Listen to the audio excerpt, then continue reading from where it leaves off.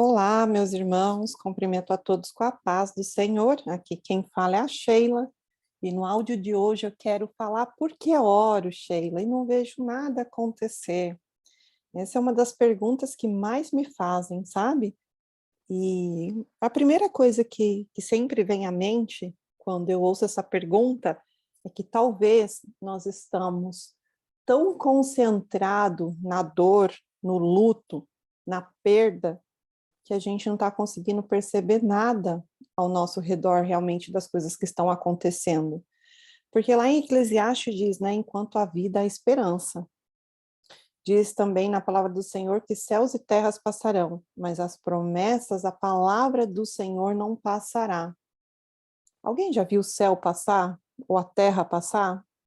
Pois é, eu nunca vi, irmãos. Então, isso significa que nada pode mudar aquilo que o Senhor determinou. Porém, a palavra de hoje, eu estive pensando muito no dia de hoje sobre ela, e eu estava refletindo o que aconteceu comigo nesses últimos dias, né? Eu andei sumida aqui no canal, eu peguei Covid, imagina, depois desses 2 anos e meio desse vírus, eu não tinha pego, tenho certeza, porque eu não fiquei doente nesse período. E justo agora que eu me vacinei, eu peguei e foi bem forte, né? E com isso eu incentivei o meu marido, a minha filha, a visitar os pais, porque eu estava com muita tosse, eu estava com muito medo que eles pegassem, né, de mim essa doença. E eu também estava com alguns conflitos internos. Eu estava passando por um período que eu estava muito assustada de não dar conta disso que Deus está fazendo aqui através do canal. E durante esse período, o Senhor só me chamava de Jeremias. Oh, Jeremias, Jeremias, Jeremias. E eu com medo, né, porque o livro de Jeremias é um livro de muita repreensão, e até que eu entendi o que o Senhor estava querendo dizer, né, que eu não preciso ter medo, que Ele todos os dias, todo momento que eu me posicionar para fazer algo por Ele, as palavras virão dele, né, e Ele sempre falando comigo em Jeremias primeiro. Até outro dia, semana passada, eu fiz uma live ao vivo com as irmãs e falei para elas, vamos orar meia-noite, e eu conversei com elas 15 minutos e o restante eu só orei, e foram quase 1 hora de oração, e quando eu fui pedir uma palavra para o Senhor, Jeremias 1, de novo, achei até que minha Bíblia estava marcada e fui abrir em outra, e não, e eu entendi o que o Senhor estava querendo dizer para mim, né? Que a gente, quando a gente está passando por algum conflito interno, a gente acaba temendo, né? O meu conflito era de olhar, eu estou olhando o crescimento aqui do canal, e para mim é muita responsabilidade, né, irmãos? Só que eu estava mais preocupada com a responsabilidade do medo que eu esqueci que eu só preciso fazer a minha parte, e que Deus fará dele.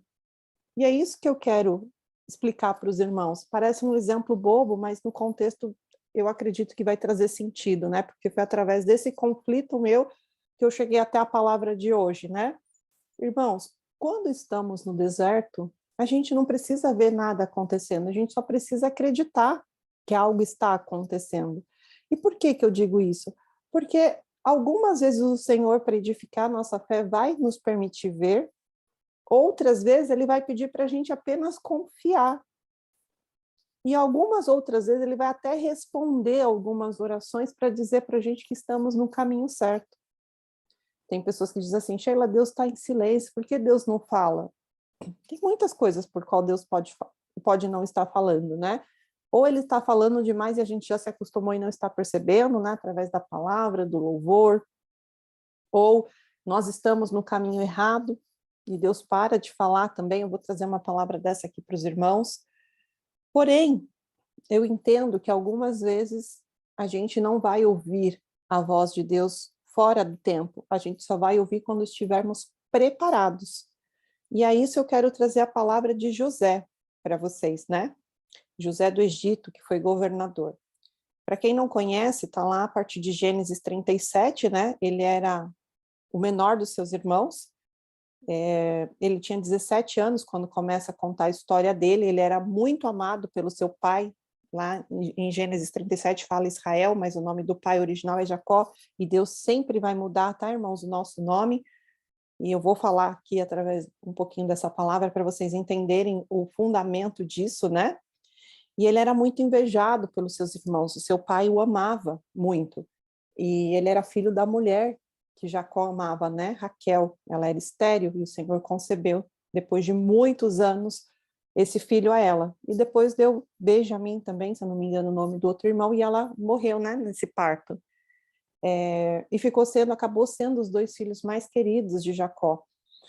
E eu acredito que é o mais querido pelo fato de ter sido mais desejado, mas Jacó amava os filhos iguais, né? Porém, José, além de tudo, ele era o mais dedicado, ele tinha essência da mãe dele, por isso que eu acho que Jacó tinha muita afinidade com ele. Ele era o único que parava para ouvir o seu pai, os ensinamentos, ele sabia ler, e os seus irmãos não sabiam ler, né? Eles eram caçadores, lutadores, né? E ali o seu pai, eu acredito, por ter tanta afinidade com ele, mandou coser lá, costurar, né, uma túnica, e José teve aqueles sonhos e falou, né, contou lá na mesa para os irmãos, para os pais, do qual o próprio pai se irou, né, então quer dizer que eu e sua mãe e seus irmãos vamos nos curvar diante de você. Ali já era Deus dando os primeiros sinais para José. Outro dia eu vi um post que dizia que José não escolheu ser governador, ele não pediu para ser governador, mas era a escolha do Senhor, e por isso e para isso ele teve que passar por um processo. Assim como nós, né, quando estamos no deserto, né? A gente não sabe nem por que a gente quer lutar ou porque a gente decidiu lutar. Porque isso foram planos do Senhor. E para mim isso faz muito sentido quando eu leio na palavra, lá em Gênesis 45, para quem está acompanhando aí, quando José se revela a seus irmãos, né? Depois que ele passa pela que ele é vendido, né? José era um pastor de ovelha e, gente, ele estava indo levar as marmitas para os irmãos, né? Muito semelhante a Davi, né? Estava indo lá ao encontro dos seus irmãos, né? Amando do seu pai, levar comida para eles. E muito semelhante, né? Realmente não tinha pensado nisso antes, a história de Davi. E ele tinha apenas 17 anos, e os irmãos, já irados com eles, armaram para ele, né? Então jogaram ele num poço, queria matá-lo.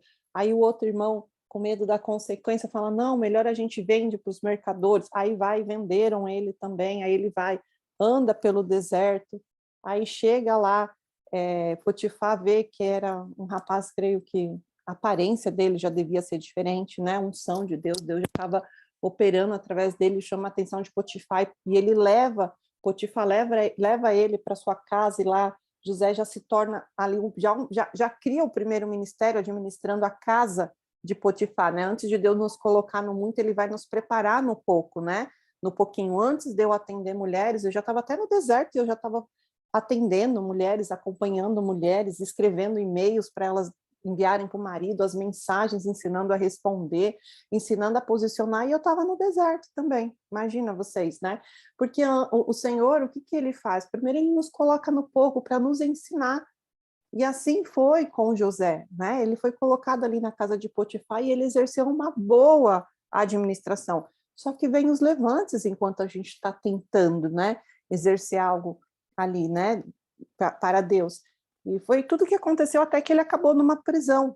E ali também ele governou dentro daquela prisão, né? A Bíblia deixa muito claro isso. E ali a entrega dele dentro daquele lugar ao Senhor começou a trazer de novo a intimidade, que aí foi quando ele revelou os sonhos do copeiro, né? Do padeiro, e aqueles homens se esqueceram dele. Por quê? Porque aí é onde eu quero entrar no assunto com vocês, né? Quando ele revelou aqueles sonhos ali do copeiro e do padeiro, ele falou: quando vocês forem ter com o faraó, não se esqueça de mim. Ali brotou dentro de José, uma esperança. Falou: pronto, agora vai acabar, né, esse deserto. O faraó vai saber o que está acontecendo. E talvez seja esse momento que você está vivendo, irmãos, né? De você olhar e falar: eu já estou pronto, por que eu não estou vendo nada acontecendo? Porque às vezes o Senhor ainda precisa trabalhar em quem está fora, precisa fazer algo lá, né? Que foi exatamente o que o Senhor fez. Depois, não lembro se foi ainda depois de 3 anos, que isso aconteceu, que Faraó veio ter o sonho, né? E ninguém conseguia revelar os sonhos de Faraó. Tudo isso era plano de Deus já, não deu discernimento a ninguém. Aí o que que Deus fez? Fez lá o padeiro se lembrar, né? Que lá na prisão, o jovem que tem lá, administrador da prisão, ele teve a revelação dos sonhos, contou os sonhos dele, do copeiro, lá para Faraó, e foi muito, né, muito preciso, ou seja, mostrando que José, para Faraó, que José estava pronto.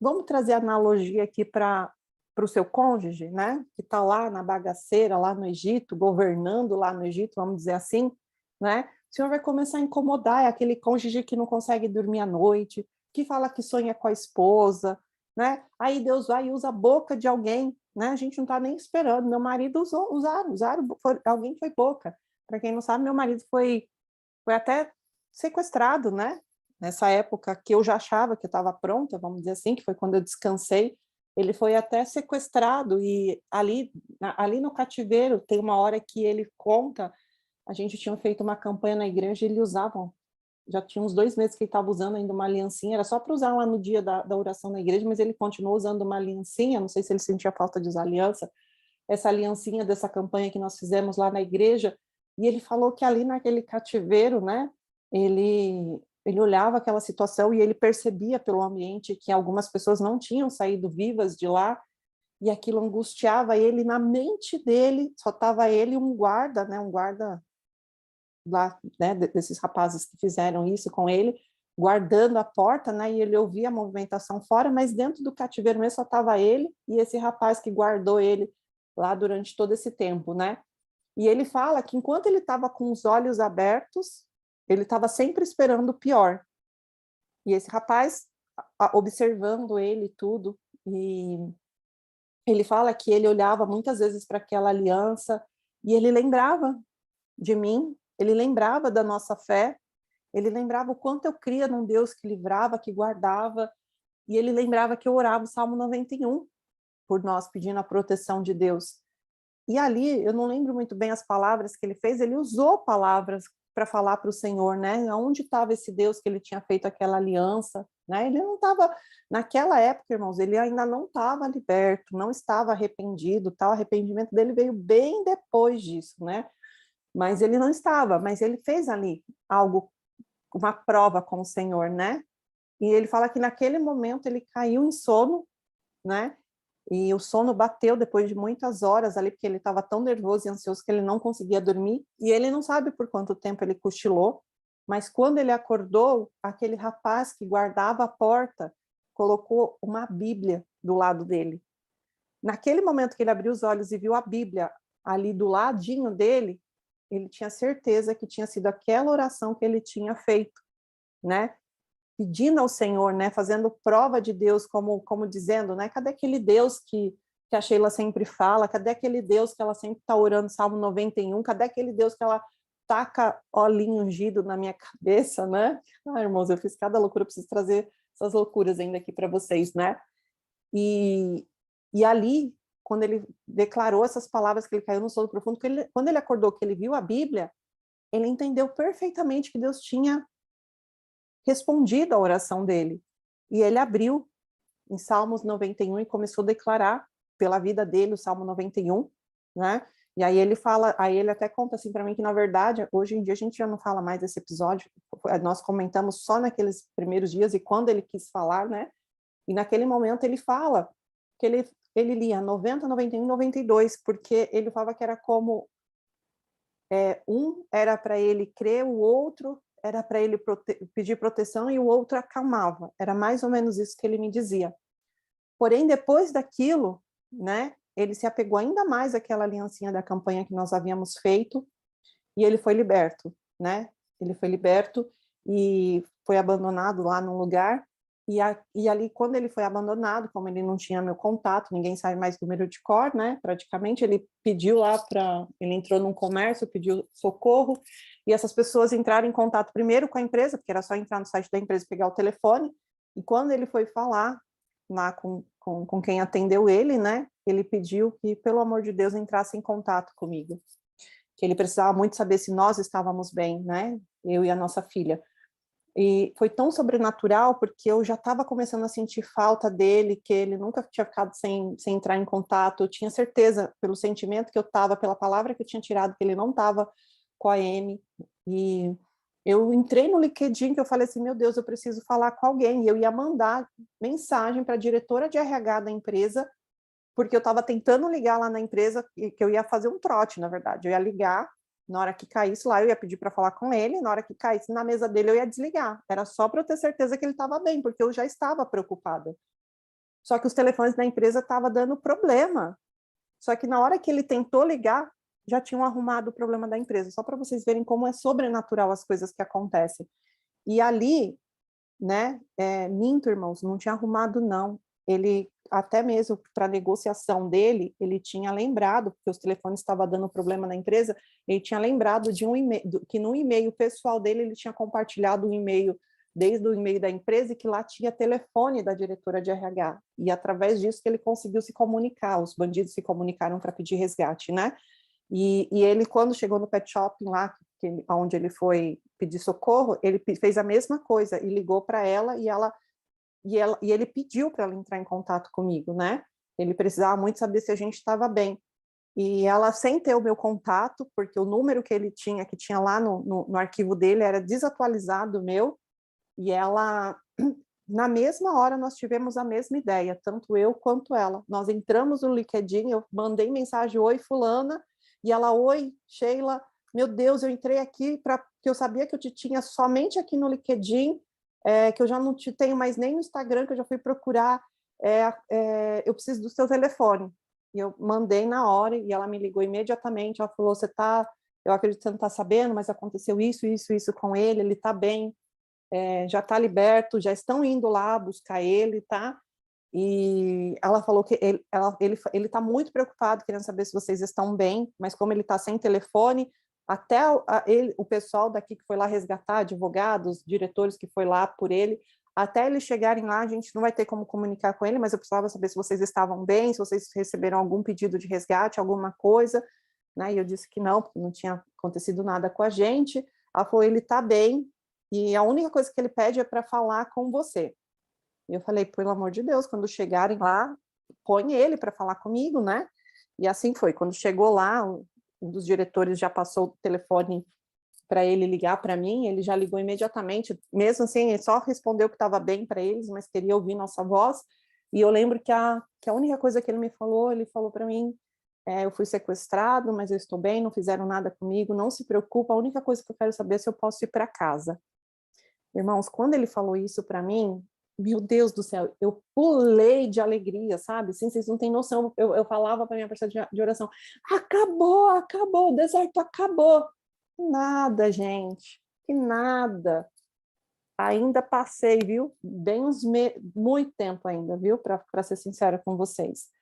Porém, irmãos, na minha cabeça, quando eu vi que ele foi para casa, passou uma noite, não dormi com ele, tá? Coloquei ele na melhor cama, com a roupa de cama mais limpinha, perfumadinha, dei a comidinha que ele gostava, cuidei dele, ajudei ele com os processos lá com a Polícia Federal, tudo, mas passou 2 dias, eu percebi que não era o fim ainda, né? E ali a gente começa a questionar até, né? Eu oro e não vejo nada acontecendo. E quando eu questionei isso naquela época, eu já estava no tempo de descansar, não estava mais murmurando, né? Eu falei, meu Deus, eu pensei que agora já ia acabar. E ali o Senhor fala, agora está começando. Ali começava o deserto deles. Deles, eu digo, porque 1 mês atrás ele tinha acabado de vez mesmo com a Amy, né? Ele já estava num processo, só que ali esse sequestro foi o quebrantamento. O quebrantamento. E aí, por que eu lembrei dessa história? Porque quando eu falei de José para vocês, que eu falei assim, irmãos, eu acredito que quando ele revelou o sonho do padeiro e do copeiro, que os 2 foram e não voltaram mais, e que ele provavelmente recebeu a notícia que tinha acontecido exatamente como ele previu, ele com certeza estava acreditando que ali já havia acabado o deserto dele, né, dentro daquela prisão. Pelo menos vou sair dessa prisão, vou ver o mundo, alguma coisa vai acontecer, né, comigo, eu sou útil de alguma maneira. Era a Sheila, quando o marido ligou falando se podia ir para casa. E aí a gente acha que nada está acontecendo, mas se você já está num tempo de descansar, está acontecendo muita coisa. Eu acredito até que eu passei esse deserto dessa maneira, vendo tudo, para que eu pudesse trazer hoje para vocês respostas aqui, né? Porque o nosso deserto tem que servir de testemunho para levantar outras pessoas. E aí, o que eu quero dizer para vocês com isso, né? Se você se encontra ainda num tempo que você ainda não conseguiu descansar, é esse momento que você tem que perseguir a sua transformação, a sua mudança, né? Antes de José ser governador, ele era apenas um jovem de 17 anos que conquistou a afinidade de seu pai. Ali ele estudava, ele compreendia a leitura, né? Ele era um jovem, o único dos seus irmãos que estudava, que lia, né? Ele já era inteligente, se dava bem com as matemáticas, com os números, né? Ele ajudava seu pai nos negócios. Depois ele passou por uma adversidade, né? Foi jogado num poço injustamente, até injustamente, eu não vou colocar aqui entre aspas, porque ele estava soberbo, né? Se você ler lá, quando ele ganhou a túnica, então ele deve ter se sentido diante de seus irmãos, né? A túnica bonita, a Bíblia relata isso. Depois ele teve o primeiro sonho, contou lá para os irmãos ficaram furiosos, né? Ou seja, já estava se engrandecendo ali. Depois teve o segundo sonho, já na altivez dele, já contou até para o pai, né? Então todo mundo ali do arraiar lá dele, como é que chama esse negócio aí? Estava todo mundo enfurecido com ele, gerando raiz de amargura, de rancor, de ódio, né, de ira. Então, assim, quando os irmãos tiveram oportunidade, jogaram ele lá.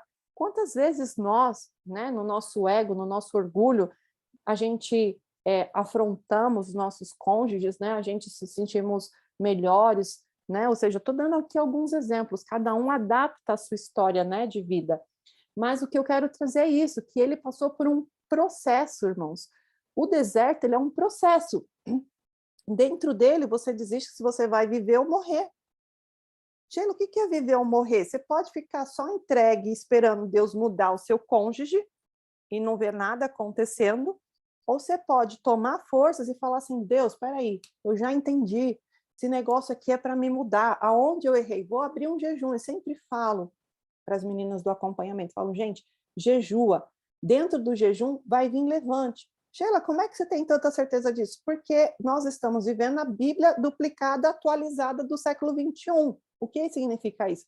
Jesus foi lá retirar-se, né, para orar ali 40 dias, lá no deserto, o que aconteceu? Visita de Satanás. O que Satanás fez? Levante-se, afronta, querendo dar o mundo, querendo que ele provasse Deus, querendo que ele se ensoberbecesse, que ele se enchesse de ego, de orgulho, já porque, se você é filho de Deus mesmo, levante, irmãos, e o levante dá direção, porque se Jesus tivesse aceitado a afronta de Satanás, quem teria caído era Jesus. Mas Jesus, o que ele fez? Exatamente aquilo que a Bíblia nos diz, né? Para a gente rejeitar o diabo e sujeitar a Deus, que o diabo fugirá de nós. Sujeita a Deus e rejeita o diabo, que ele vai fugir de você. Então é a mesma coisa, né? Ou seja, a gente precisa desse tempo, desse processo que nós passamos de deserto. Eu falo para vocês que antes eu via testemunho de casamento restaurado, eu ficava louca quando eu vi o povo falando assim, gente, a melhor coisa que aconteceu na minha vida foi o deserto. Eu falava, meu Deus, eu quero chegar nesse tempo de pensar essa loucura igual esse pessoal, porque tenho certeza que eles não estão vivendo o que eu vivi. Perdão, que eles não viveram o que eu estou vivendo, porque se eles tivessem passado pelo mesmo que eu passei, jamais eles iam agradecer por estar sofrendo desse jeito. Irmãos, são as fases do deserto. Eu gravei um vídeo lá, como sair do deserto, e é exatamente a Bíblia se duplicando na nossa vida nos tempos de hoje. Então, ou seja, existe um processo que começa por nós, que o Senhor nos resgata primeiro. E Sheila, da onde você tirou isso? Vamos aqui para finalizar o vídeo, ler a palavra do Senhor, da onde eu tiro essas coisas? Aqui, em Gênesis 45, né, é quando José dá-se a conhecer a seus irmãos. Mas, Sheila, por que José deu-se a conhecer seus irmãos? Por que José reconheceu 11 caras e 11 caras não foi capaz de reconhecer ele?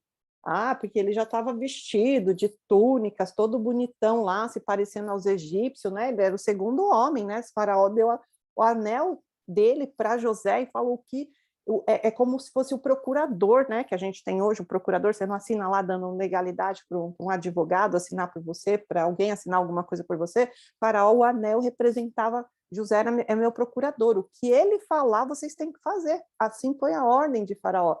O que eu entendo quando eu leio isso? Que assim, irmãos, você sem Deus, ou seja, vamos falar os irmãos de José, os 11, sem Deus, não muda nada na vida deles.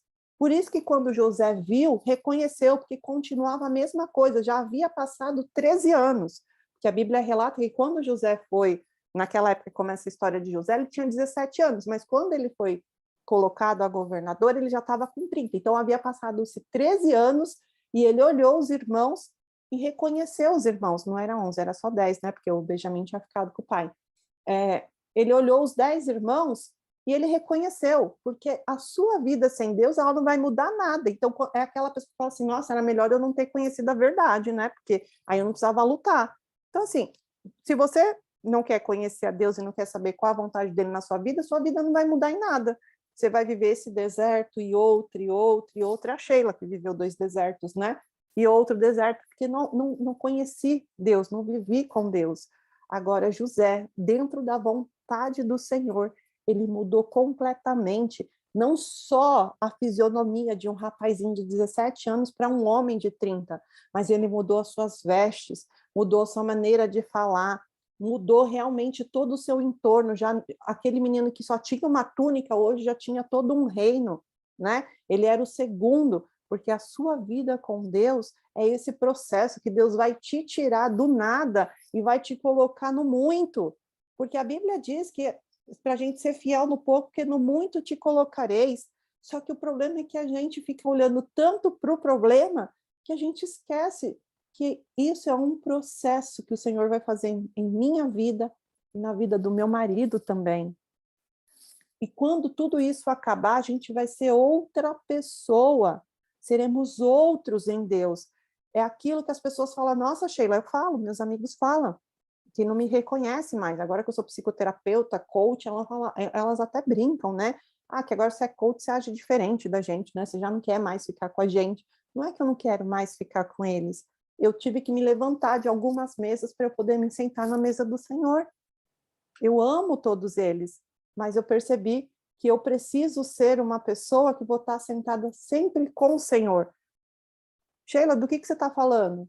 Exatamente isso, irmãos. Quando a gente começa a caminhar na vontade do Senhor, o Senhor nos molda tanto, nos muda tanto, que as outras pessoas olham para nós e não nos reconhecem.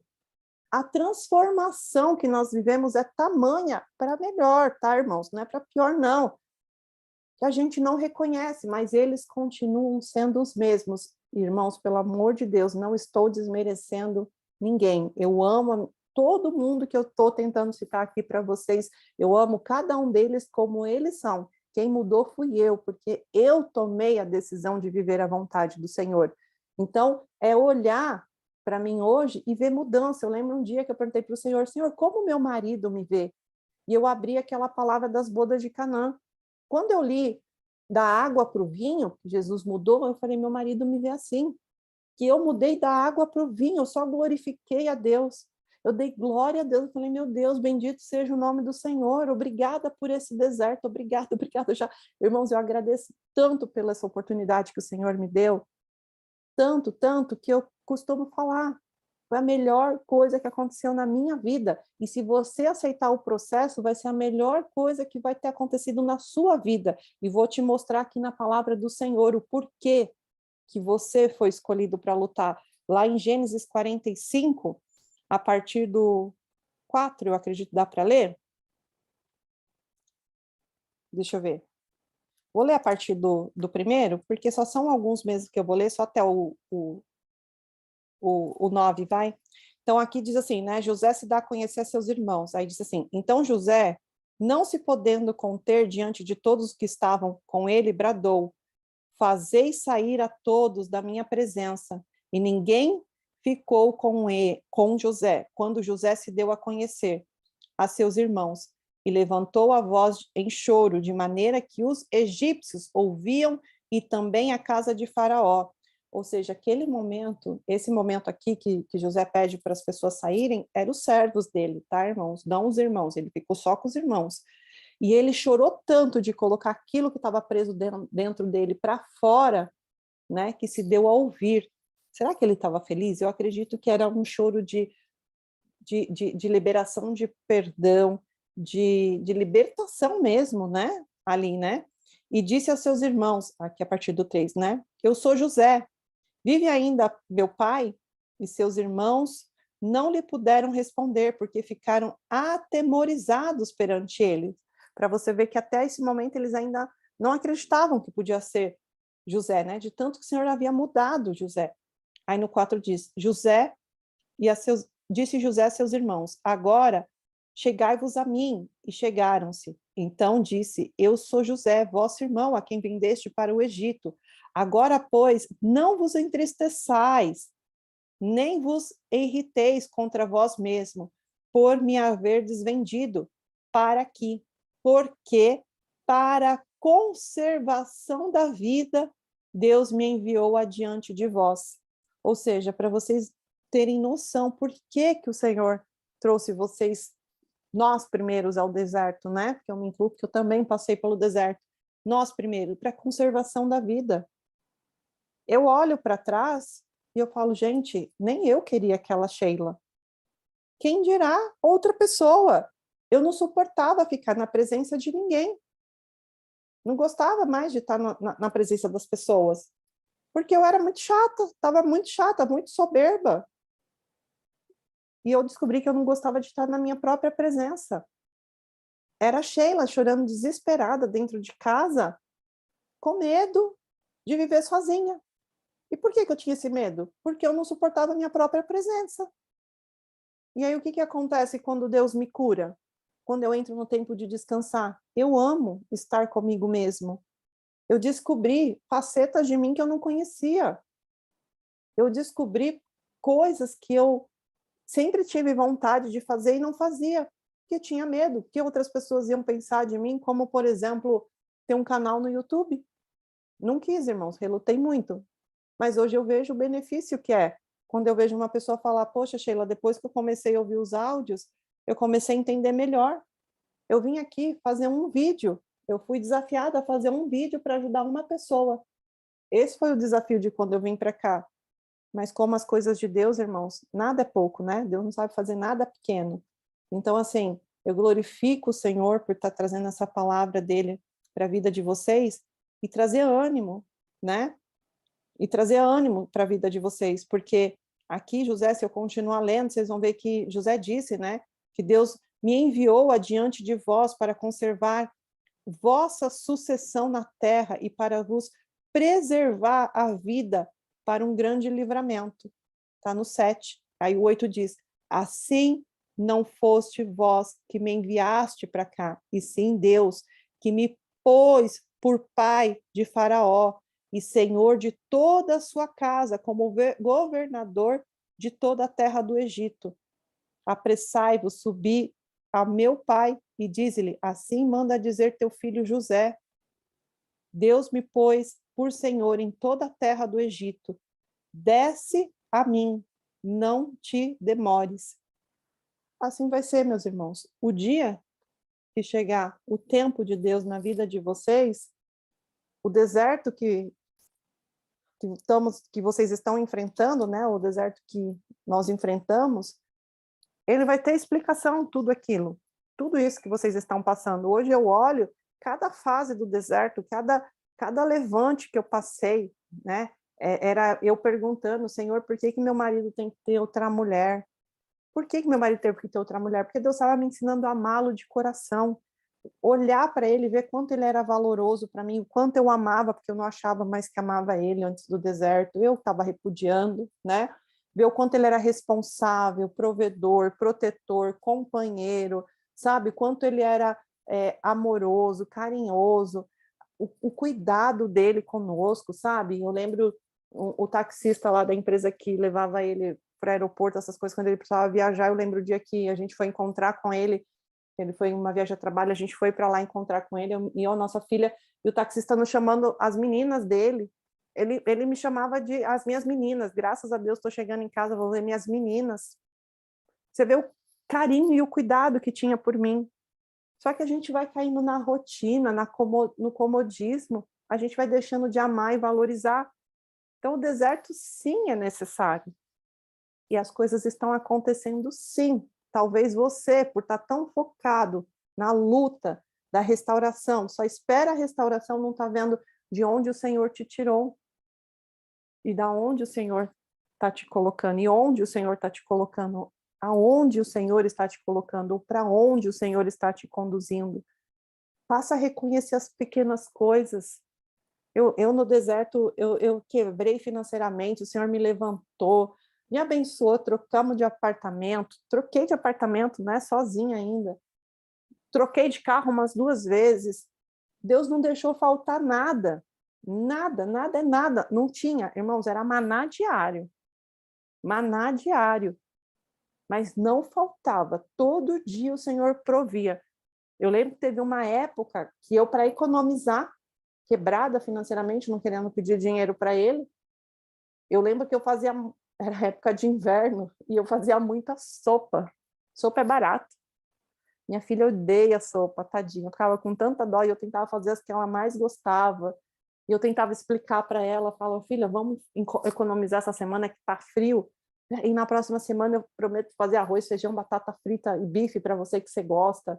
Então, sempre tentando motivar, adaptando as situações, porque se eu não adaptasse a vida ali, ia gerar briga com ele, porque ele estava cego, ele não estava conseguindo me enxergar. Então, irmãos, a gente precisa aprender que é um tempo de transformação de Deus, né, em nossas vidas. A gente precisa entender e trazer essa responsabilidade para nós. Porque enquanto a gente fica culpando o outro, a gente fica sempre na posição de vítima. E vítima, ela não anda, porque ela sempre está responsabilizando alguém mais. Então, ela é vítima da própria dor e juíza da própria causa. Aí sabe o que acontece? Briga com o marido toda hora. E aí o marido repudia cada vez mais. Porque ela está sempre na posição de vítima e de juíza. Né? Então eu quero dizer para os irmãos que eu glorifico o nome do Senhor por cada vida. Que esse áudio possa edificar hoje alguém.